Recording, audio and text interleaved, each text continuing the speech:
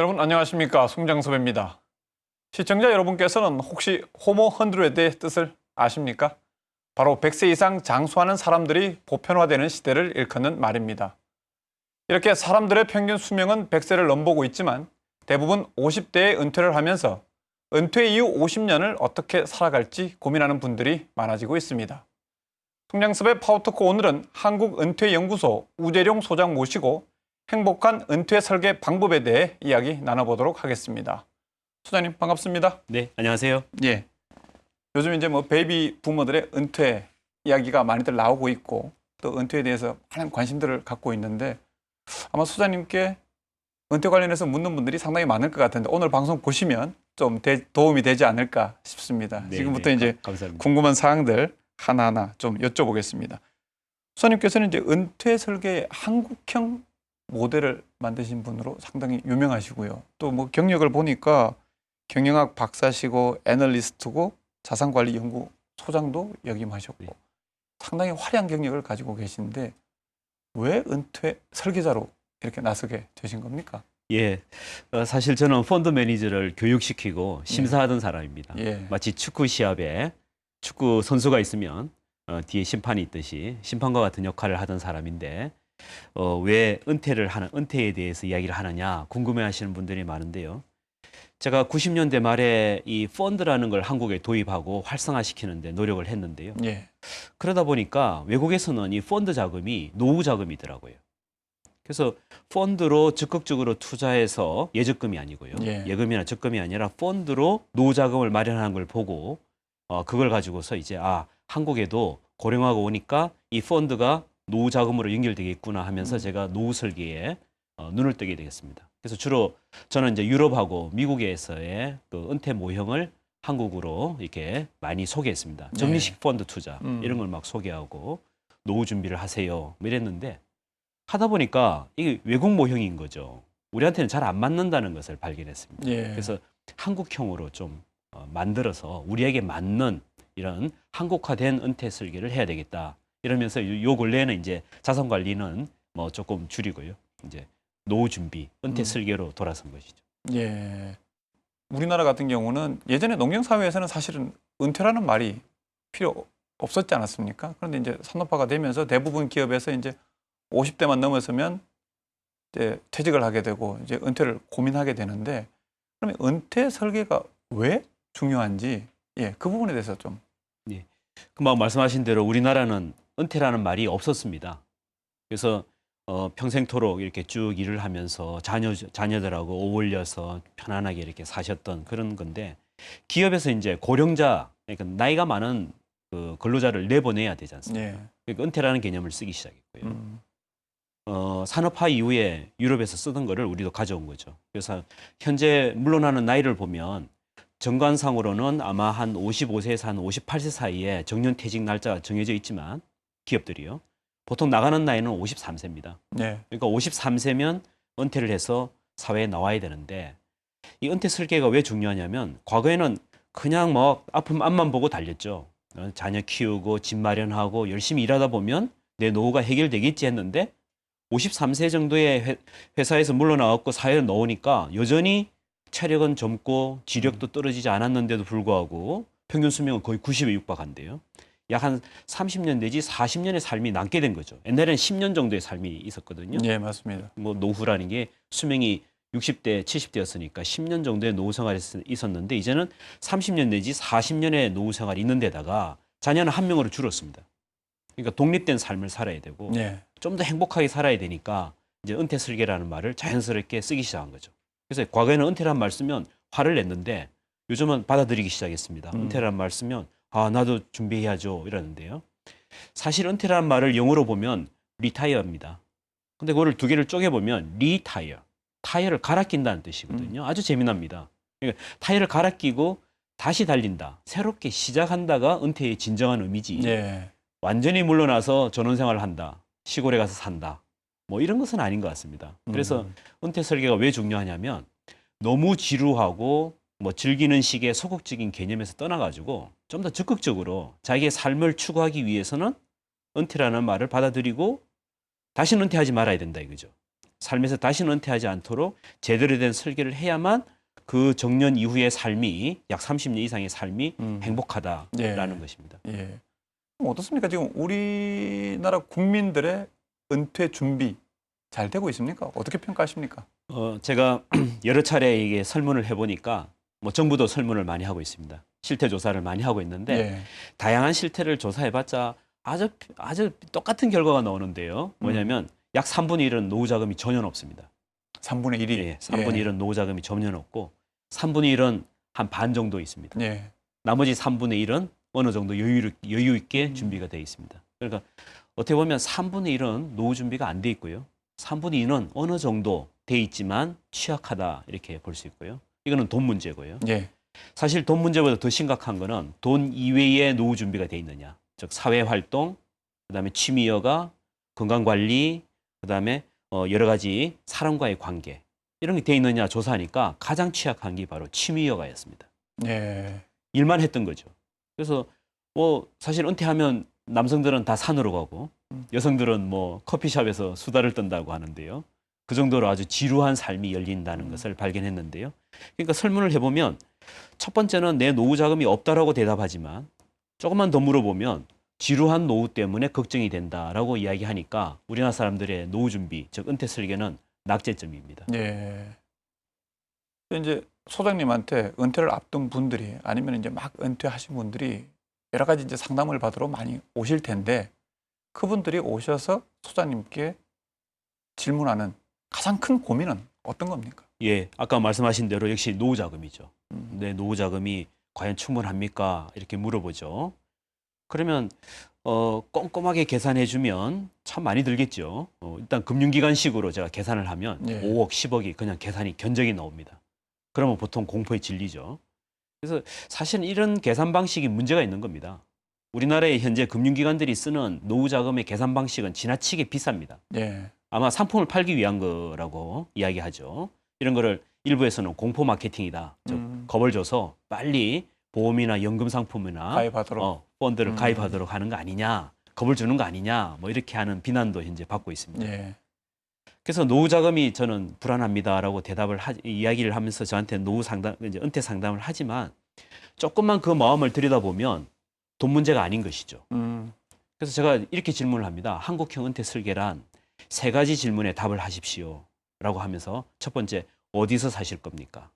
누구와 어울려 사실 겁니까? 무엇을 하실 겁니까? 돈 문제는 좀 접어두고 이야기합시다 라고 하면 답을 잘 못하세요. 예. 어디서, 누구와, 무엇을 이 3가지 질문을 딱 던지면 대부분 다 어디서? 예, 전원생활 하겠습니다. 누구와 어울려 살래요? 하면 2-3명 친구 있습니다. 무엇을 하실래요? 잘 모르겠습니다. 자신감이 떨어지는 거예요. 예. 그러니까 돈이 많아도 행복하지 않고 돈이 적어도 좀 더 저렴하고 행복한 방법을 찾는 데 실패하고 있다는 것입니다. 그래서 조금만 더 질문을 하면서 하면 결국은 우리의 중년층들이 가장 두려워하는 거는 노후 자금이 아니라 뭔가 활발하게 일을 하면서 보람 있는 삶을 추구하는 것이 저는 너무 서툽니다라는 것이죠. 그게 아마 진정한 질문인 것 같습니다. 은퇴를 우리가 바라보는 그 시각, 생각들이 올바르게 잡혀야 그 이후에 은퇴 설계도 제대로 잡힐 것 같은데 소장님이 보시는 올바른 은퇴에 대한 개념, 그 부분 좀 설명을 좀 해주시죠. 네, 아주 중요한 말입니다. 우리가 어떤 일을 하려면 목표의식이 정확해야 되는데 목표의식보다는 그냥 뭘 할까, 그냥 당장 실행하는 거에 이제 초점을 두니까 너무 시각이 좁아지는데요. 진정한 우리가 은퇴를 바라보는, 즉 노후의 삶을 바라보는 시각은 뭘까 이렇게 생각해 보면 저는 탐험가형이라고 봅니다. 탐험가형. 예, 탐험가형. 즉 미지의 세계를 개척하듯이 자기의 진정한 의미, 존재의 의미, 인생의 행복을 추구하면서 끊임없이 도전을 하면서 나아가는 삶이 우리에게 바람직한 삶인데 제가 상담을 해보면 대부분의 사람들이 여가 생활형이에요. 유유자적하면서 어디 가서 즐기는 거. 남는 시간을 어떻게 소비할까? 네, 여행하고 싶다. 전원생활하고 싶다. 작년에 설문을 했더니 거의 한 50% 이상의 은퇴 준비자들이 세계 여행부터 하고 싶습니다. 예. 그 다음 하고 싶은 일은 전원생활입니다. 이렇게 대답하는데 사회에서 빠져나가겠다는 거죠. 이게 잘못된 겁니다. 외국에서는요, 은퇴에 대한 생각이 많이 바뀌고 있습니다. 옛날에는 노후 생활이 10년에 불과했기 때문에 어디 가서 이렇게 해변가에 가서 즐기고 세계 여행하면 금방 삶이 끝납니다. 그래서 그런 걸 좋아했는데 최근에는 노후의 삶이 3, 40년으로 늘어나니까 사회에서 안 빠져나가는 운동이 펼쳐지기 시작했습니다. 예. 그래서 사회에서 안 빠져나가고 젊은 사람들하고 이렇게 엉켜서 삶을 적극적으로 살아가려고 하는 탐험가형이 활성화되기 시작했습니다. 그래서 미국의 은퇴자들은요, 중년층들은 은퇴하면 학교로 갑니다. 학교. 예. 네, 대학으로 갑니다. 대학으로 가서 한 6개월 내지 2년간 평생토록 하고 싶었던 일을 다시 배우고 재충전을 하죠. 예. 재충전을 한 다음에 정말 힘차게 달립니다. 주로 영리적인 일도 많이 하지만 비영리적인 일도 많이 합니다. 남과 이렇게 나누는 삶을 많이 삽니다. 그래서 뭐 건축업자가 화가가 된다든지 예. 학교에 계셨던 분이 간호사가 된다든지 은행장이 노숙자 상담하는 사람이 된다든지 하면서 아주 적극적으로 살아갑니다. 근데 우리는 막 산으로 가버리고 세계여행 가버리고 예. 하는 이런 식의 소극적인 문화가 너무 팽배해 있으니까 우리의 은퇴 준비는 사실은 잘 됐다 하더라도 행복하지 않다는 그런 문제점을 낳고 있는 것이죠. 예. 그러니까 완전한, 그러니까 기존에 살아왔던 삶과는 어떻게 보면 전혀 다른 진짜 이막을 좀 준비를 해야 된다 이런 말씀인 것 같은데, 그러면 어떤 은퇴를 바라보는 그런 시각이 좀 바로 잡혔다라고 본다면 그런 은퇴의 개념을 살려서 제대로 된 인생 이막을 준비하려면 어떤 좀 준비들이 필요하다고 보십니까? 예, 가능하면 일찍 준비를 해야 되는데 일찍 연금을 가입하라는 뜻이 아니라요. 예. 일찍 이제 자기의 인생의 의미를 좀 이렇게 한 40대가 됐다라고 하면 내가 과연 은퇴 이후에 적어도 55세 뭐 이 정도 되면 은퇴를 할 거 아니겠습니까? 그러면 은퇴 후에 어떤 삶을 살아갈지에 대해서 불안한 시각으로만 보지 마시고 예. 구체적으로 이렇게 쓰기 시작해야 됩니다. 인생의 사명서를 쓰기 시작해야 됩니다. 그래서 나는 뭐를 가장 좋아하고 무엇을 가장 싫어하는지, 내가 과연 어떤 일을 추구해야 되는지, 주위 사람들에게 어떤 존재로 인식되고 싶은지를 쓰기 시작해야 되고요. 그거를 지금부터 준비해야 됩니다. 동호회 활동, 그다음에 배우고, 그죠? 이렇게 책도 읽고 하면서 구체적으로 추구하다가 이제 은퇴를 맞이하면 은퇴를 당하지 마시고요. 회사에서 나가라 그러면 이제 그때 확 당하지 마시고 준비가 돼 있는 사람으로서 내가 이제 할 때가 됐구나. 주체적으로 그 새로운 일을 시작하면서 쭉 가면요. 비용도 저렴하게 들고 생각보다 비용은 많이 안 듭니다. 노후 생활에. 예. 저렴하게 들고 행복도는 2배가 되고요. 아주 멋진 삶이 열리는 것이죠. 예. 근데 그게 이제 추상적으로는 이제 그런 이야기들이 쉬운데 실질적으로 이게 당장 은퇴해서 나오면 당장 이제 경제적인 소득이 없어지니까 당장 이제 생활비도 걱정이고요. 뭔가 좀 창의적인 일을 하려고 해도 뭘 해야 될지도 모르겠고 사실 현실적으로 참 막막하거든요. 저도 이제 40대 중반이니까 사실 슬슬 이게 회사를 그만두거나 퇴직을 하게 되면 뭘 할까 고민을 하지만 사실 좀 막막해요. 예. 그런 분들한테는 주로 어떤 이야기를 해주십니까?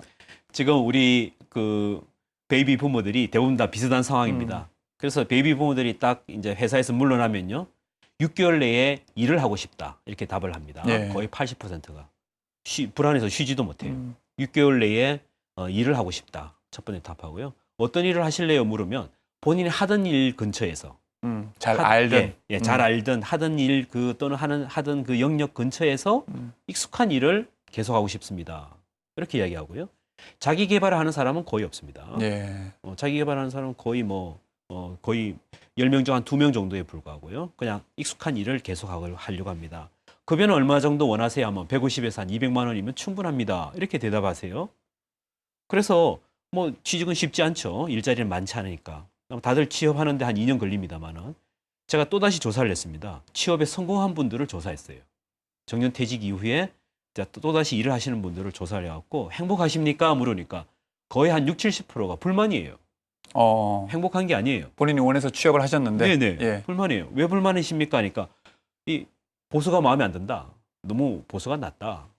두 번째는 일이 생각했던 것처럼 만족스럽지 못하다. 예. 평생토록 하던 일을 계속하니 얼마나 이게 약간 허드렛 일이고 이러니까 얼마나 재미없겠습니까? 그러니까 본인이 원하는 삶이 아니었다라는 시행착오를 하신 거예요. 예. 그래서 제가 이제 다시 말씀드리고 싶은 거는 베이비 부모들이 노후 자금도 부족하다. 나는 할 일도 없다. 이럴 때 그냥 재취업을 향해서 달려들지 마시고 6개월에서 2년 정도 정말 충전 기간을 가지셔야 됩니다. 그 6개월 내지 한 2년 정도의 재충전 기간에 본인의 삶의 목표를 세우시고 정말 신중해져야 되는 거죠. 삶의 목표를 세우시고 정말 인생의 의미를 다시 한번 되새겨보는 것이 섣부르게 우리가 노후 설계, 은퇴 설계하는 것보다 훨씬 더 중요하다 이렇게 말씀드릴 수 있습니다. 그럼 결국 아까 재취업을 해서 이제 불만을 갖는 분은 사실은 은퇴하고 은퇴 이후의 삶을 산다고 하시지만 결과적으로는 은퇴 이전으로 돌아간 것 같은 상황이 결국은 예. 발생하는 거네요. 그죠? 은퇴를 두려워해서 예. 은퇴를 맞이하지 않은 거죠. 회사에서는 물러났지만 음. 사실은 은퇴 전과 똑같이 살고 싶은 것이 소망이죠. 여전히 예, 출근할 예, 곳이 예. 있고 여전히 집안이 아니라 어딘가에 가면 동료가 있고 그러면 삶의 그 문제점을 직면하지 않아도 되거든요. 예. 집으로 돌아오면 시간이 많으니까 내가 누군가 생각도 해야 되고 자기 자신을 직면해야 됩니다. 그다음에 부인과의 관계가 놓여집니다. 배우자의 관계가. 그러면 사실은 모든 사람들이 대부분의 사람들이 대화가 원활치 않거든요. 새롭게 구축을 해야 되거든요. 이게 굉장히 힘든 작업입니다. 차라리 일하는 게 낫다 이거죠. 그러니까 출근하고 싶어 하는 거죠. 예, 예. 문제점을 덮어놓고 음. 나는 끊임없이 일하고 싶다. 이게 이제 현재 베이비 부모들이 잘못 가지고 있는 생각입니다. 예. 그러니까 어떻게 보면 저희가 뭐 20년 가까이 공부해서 어떤 직장을 잡아서 직장 생활을 이렇게 하듯이 인생 이막을 준비하려면 다시 이제 어떻게 보면 공부하는 기간을 갖고 전체적인 인생 설계를 좀 다시 할 필요가 있다. 이렇게 좀 이해를 하면 되겠네요. 맞습니다. 예. 우리 소장님 그 여러 군데 다니시면서 강연하시는 내용을 보니까 그 가지고 있는 명함을 다 쓰레기통에 버려라. 아, 예. 뭐 이런 이제 조언들을 많이 해주시던데 예. 이건 어떤 의미로 받아들이면 되겠습니까? 예, 우리 그 직장에서 오랫동안 근무하다 나오신 분들이 이제 집에 계시면 보통 하는 게 옛날에 쌓아놓은 수천 장의 명함을 뒤지는 겁니다. 예. 막 정처 없이 뒤지죠. 그래서 저기 전화하면 혹시나 취업 자리라도 있을까 해서 전화하시면 뭐 점심 식사 한두 번은 할 수 있겠죠. 그러나 더 이상 전화하면 부담스러워합니다. 그렇겠죠. 그것은 현역에서의 네트워크입니다. 음. 현역에서의 네트워크이기 때문에 업무를 중심으로 하는 네트워크이기 때문에 물론 이제 친한 사람도 있지요. 하지만 대부분의 관계가 끊어집니다. 그 직장에서의 관계는 그 직장에서의 업무 중심이었기 때문에 끊어지게 됩니다. 만나기도 힘들어집니다. 예. 그래서 거기에 집착하지 마시고 새롭게 출발하시라는 뜻입니다. 그래서 과감하게 버리시고 쓰레기통에 버리시고 이제 예를 들어서 새로운 네트워크를 쌓는 거죠. 새로운 네트워크를 쌓려면 어디 가서 배우면서 동료들을 사귀어야 되고 동호회도 많이 가셔야 되고 예. 자원봉사도 많이 해야 되고 이래야 네트워크가 새로 쌓이지 않습니까? 그래서 제가 또 조사한 거에 보면요. 아주 친한 친구 두세 명이 있다고들 이야기를 합니다. 보통 2.8명이라고 대답하더라고요. 50대에게 설문을 했더니 언제든지 불러내고 마음을 터놓을 수 있는 사람이 몇 명 있습니까? 라고 물었더니 한 2.8명, 3명으로 대답하시대요. 예. 그래서 이 3명만 있으면 내 인생은 성공한 거 아니냐라고 대답하시더라고요. 그래서 제가 좀 더 이제 질문을 해봤습니다. 조사를 했죠. 과연 3명의 친한 친구가 있는 삶이 행복할까를 조사했더니 외국의 자료에 의하면 그런 사람보다 어떤 사람이 더 행복하냐면요. 노후에 약한 연결고리.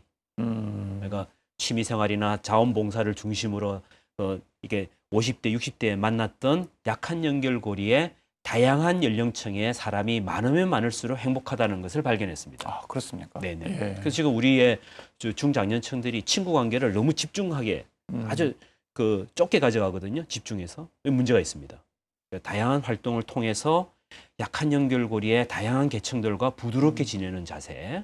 그래서 활동을 좀 활발하게 하셔야 돼요. 예. 그러니까 예를 들어서 고등학교 친구하고 같이 등산을 너무 많이 다니시면 안 되는 거죠. 그러면 이 노후가 그렇게 활발하지 못한 거죠. 예. 그래서 보통 이제 은퇴하시는 분들이 그렇게 이제 명함을 다 버리고 내가 체면이 있는데 이 동네에서 뭐 이렇게 살 수 있나 다 접고 또 생활비도 줄일 겸 이렇게 농촌으로 가서 전원 생활을 즐기자. 뭐 전원 생활을 즐기겠다는 분들이 이제 많다고 이제 앞에서도 말씀해 주셨는데 사실 그렇게 내려오시는 분들이 최근 들어서 이제 많기는 한데 사실 그게 제가 볼 때 그렇게 쉽지만은 않을 것 같거든요. 소장님은 예. 그 부분 어떻게 보십니까? 예. 정부가 조사한 바에 의하면 베이비 부모의 거의 한 80% 가량이 전원을 동경하는 것으로 예, 나타났습니다. 예. 물론 귀농귀촌까지도 심각하게 막 이렇게 생각하는 분도 계시고요. 하지만 전원 생활을 하는 분들을 쫓아가서 상담을 해보면요, 굉장히 당황하고 있다는 것을 발견했습니다. 아, 생각과는 다른 내려가신 거죠. 분들이? 예, 예. 예. 생각과는 다르죠. 그 굉장히 어렵거든요. 전원의 삶이 그 작물을 가꾸고 끊임없이 노동해야 되고 네트워크는 끊어집니다. 친구가 없습니다. 그 그 마을 중심에 예. 뭐 아주 10여 명, 20여 명의 좁은 그 친구 관계로 줄어들고요. 영화관도 없습니다. 영화관을 오려면 뭐 버스 대도시로 타고 나가야죠. 뭐에 대도시로 뭐 한참 달려와야 됩니다. 병원도 멀고요.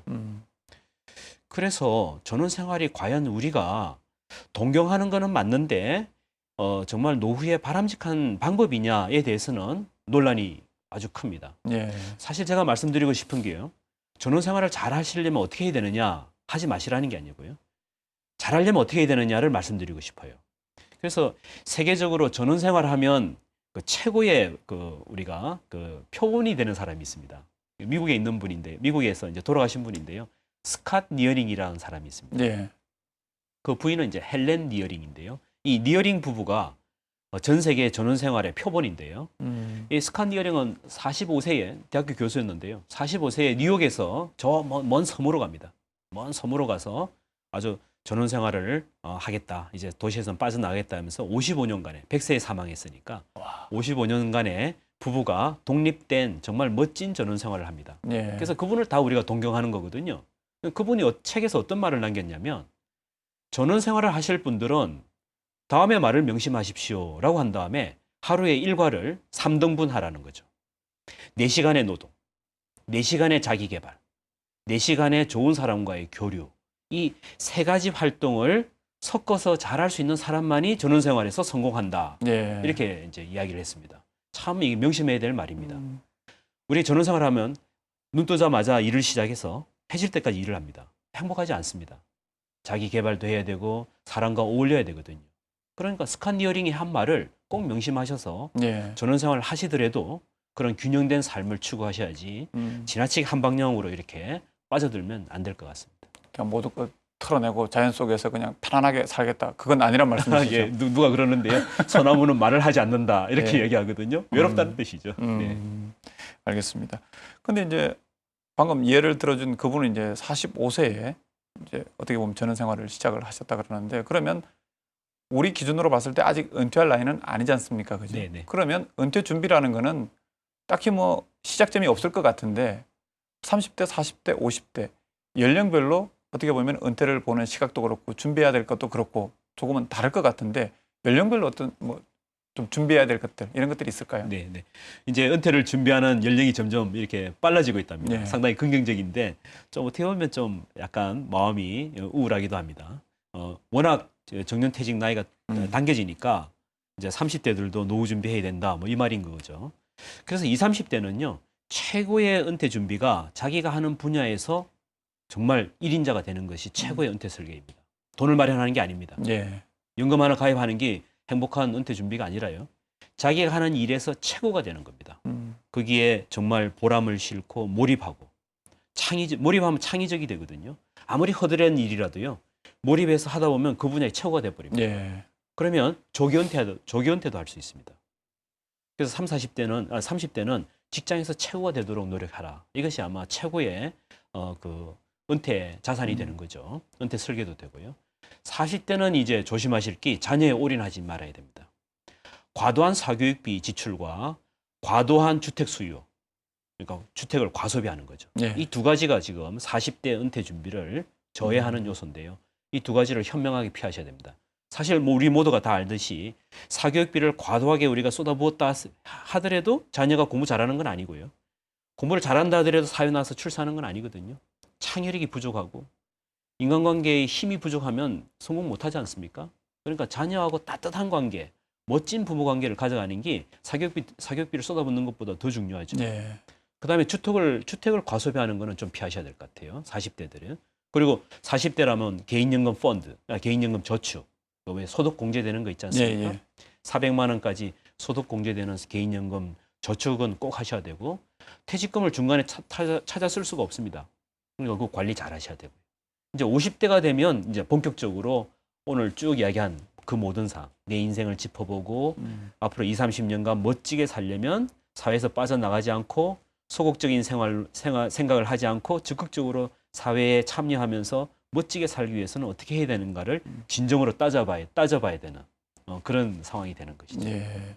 앞으로 이제 베이비 부모들이 나오면 이 은퇴 문제가 앞으로는 더 이제 사회 문제가 될 텐데 우리 정부나 지자체에서 좀 제도적으로, 정책적으로 좀 준비해야 될 부분은 혹시 없을까요? 굉장히 많습니다. 음. 많은데요. 앞으로 은퇴자들은 지금 현재 베이비 부모가 712만 명입니다. 55년에서 63년생이 712만 명이고 그 뒤에 64년에서 74년생까지가 900만 명입니다. 합쳐서 약 1,600만 명이 향후 20년간 은퇴를 해서 나옵니다. 예. 매년 수십만 명씩 쏟아져 나오죠. 이분들이 뭐 사장되면 우리나라는 노동력 부족에 시달릴 거니까 지역 사회도 고령화가 심각해지고요. 아마 지역 경제도 안 좋아질 겁니다. 이대로 가다가는 베이비 부모들이 재산을 좀 많이 갖고 있는데요. 젊은이들보다는 재산이 많은데요. 아파트도 있고 뭐 아무리 우리가 가난하다 해도 젊은이들보다는 재산이 많은데요. 이렇게 위축되면요. 은퇴하면 소비를 하지 않습니다. 그럼 지역 경제에 이게 침체로 연결됩니다. 노동력 부족과 지역 경제의 침체로 연결되기 때문에 우리 지자체에서도요. 이 점을 상당히 조심하셔야 됩니다. 그래서 이 베이비 부모들의 인력을 활용하는 것을 좀 더 적극적으로 정책적으로 촉진하셔야 되고요. 그다음에 두 번째는 이 베이비 부모들이 굉장히 이제 뭐 재취업할 곳을 달라는 것이 아니라 예. 활발하게 사회생활을 할 수 있도록 인식 전환하는 교육 활동이나 이런 인식 전환에 관한 소프트웨어적인 그런 활동을 많이 해주셔야 됩니다. 그리고 협동조합과 같은 약간 그 자치적인 그죠? 뭔가 시민 조직에 가까운 이런 자립적인 조직을 많이 촉구해 주셔야 되는데 저는 울산에서는 협동조합 운동이 어느 정도로 이루어지고 있는지 궁금합니다. 아마 요즘은 이제 서울이나 뭐 몇몇 도시에서는 활성화되고 있는데 울산도 많이 활성화되기를 기원합니다. 예. 뭐 궁금한 것도 많고 더 여쭤본 게 많은데 네. 뭐 벌써 시간이 다 돼서요. 혹시 이제 앞서 여러 가지 이제 말씀해 주셨지만 혹시 은퇴를 준비하시는 분 아니면 지금 이제 막 은퇴하신 분들에게 이 말씀은 꼭 드리고 싶다 하는 부분이 있으면 한 말씀만 부탁드리겠습니다. 절대로 희망을 잃지 마시라는 겁니다. 지금 우리에게 우리가 가지고 있는 인식은 너무 지루하고 너무 부정적인 인식을 갖고 있거든요. 그러지 마시고 굉장히 긍정적이고 희망을 가지고 멋지게 힘있게 본인의 경험과 자산을 절대로 사장하지 말고 사회에서 빠져나가지 마시고 이렇게 자기의 재능을 발휘하면서 은퇴 후 생활을 준비하시기 바랍니다. 네, 알겠습니다. 선생님 오늘 말씀 고맙습니다. 네, 감사합니다. 파워토크 오늘은 한국은퇴연구소 우재룡 소장 모시고 행복한 은퇴 설계 방법에 대해 이야기 나눠봤습니다. 성공과 행복은 준비된 사람에게만 찾아온다고 합니다. 행복하고 활기찬 인생 2막을 맞이하기 위해서 지금부터라도 꼼꼼히 은퇴 설계하시기 바랍니다. 송량섭의 파워토크 오늘은 여기서 모두 마치겠습니다. 시청해주신 여러분 고맙습니다.